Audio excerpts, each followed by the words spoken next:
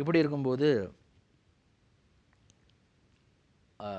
ஒரு வீட்டு நிகழ்வுகள், முக்கிய நிகழ்வுகள், சில வீடுகளில் சனி ஞாயிறுகளில் வீட்டில் எல்லாரும் இருக்கும்போது இந்த பாட்சோறு செய்வாங்க.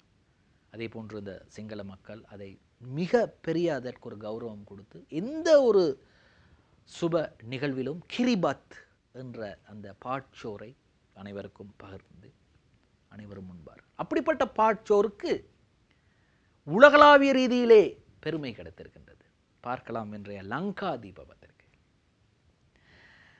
சவிந்திகே கிரிபத்தட்ட ஆஸ்திரேலியாவின் செப்பையும், அதாவது சவிந்தி என்ற இந்த செஃப் ஒரு போட்டியிலே கலந்து கொண்டிருக்கின்றார். அந்த போட்டியிலே இவர் தனது பங்குக்கு கிரிபத் பாட்சோறு செய்து கொடுத்திருக்கின்றார்.